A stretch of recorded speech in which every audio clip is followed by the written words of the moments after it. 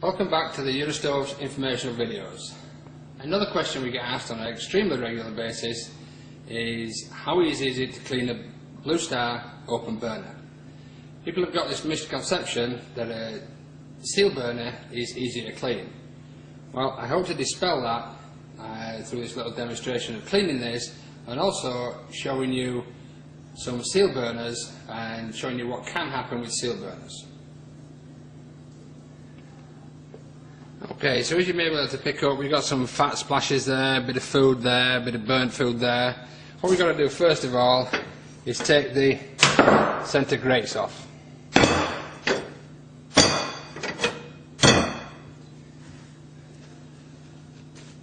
Now we simply need a sponge,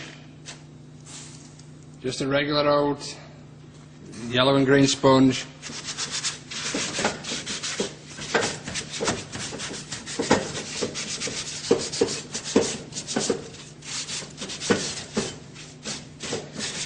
Give it a rub down, straight on the top first, and then inside the bowls. Anything you see, if it's a lumpy piece, it'll just fall down into the drip tray underneath, so that's there for another time. We've also got to be careful of these sparkers. We've really got to be careful not to catch that metal piece, pull it, and then crack the igniter. So you've got to be a little bit careful, but as you can see, it's not something you've got to be overly careful with. You can be a little bit rough, but always bear in mind, you really want to stay away from those igniters.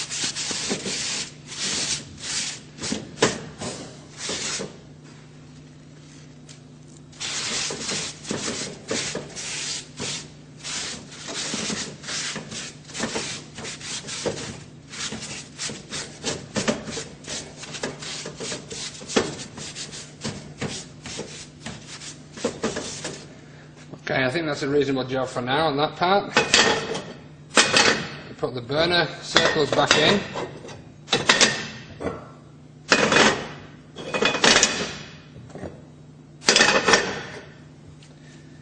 And just give those a little bit of a brush over.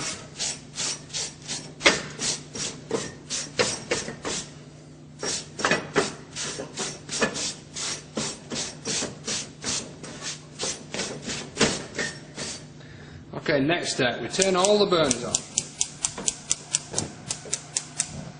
What we're trying to do now, we're trying to let the cast iron get hot so it dries it. What you mustn't do is leave cast iron wet.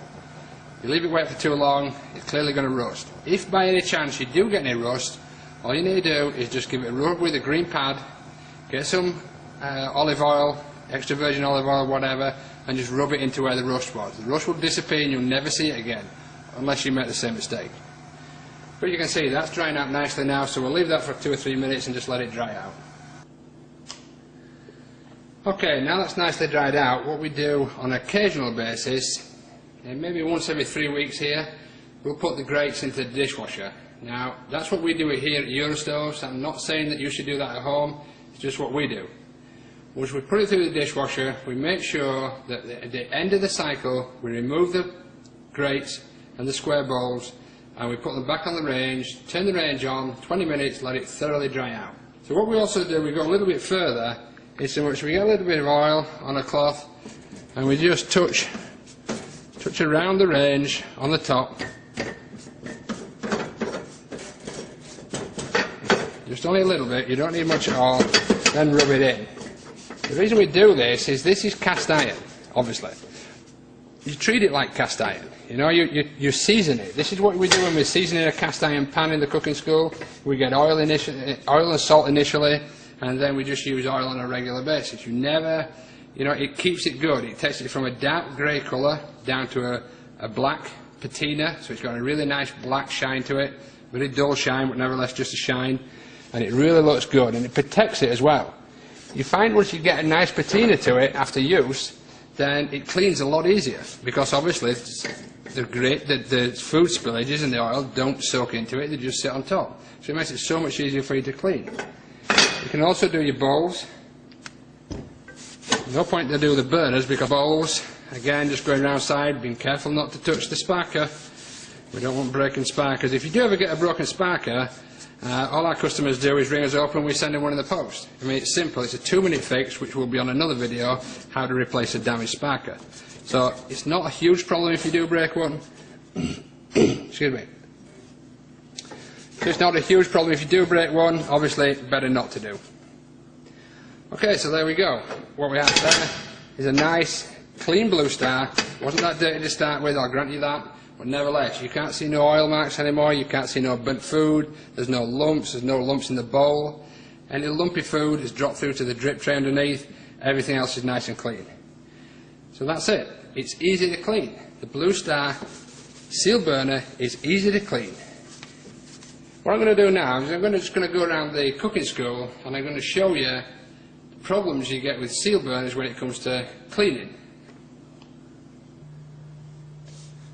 Okay, this is a seal burner with a cap.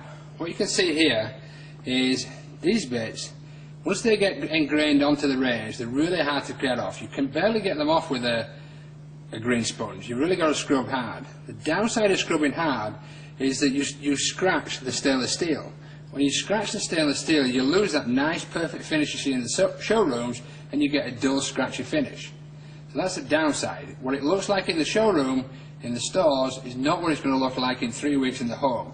What it's going to look like in the home is a dull stainless steel with loads of different scratches going in different angles.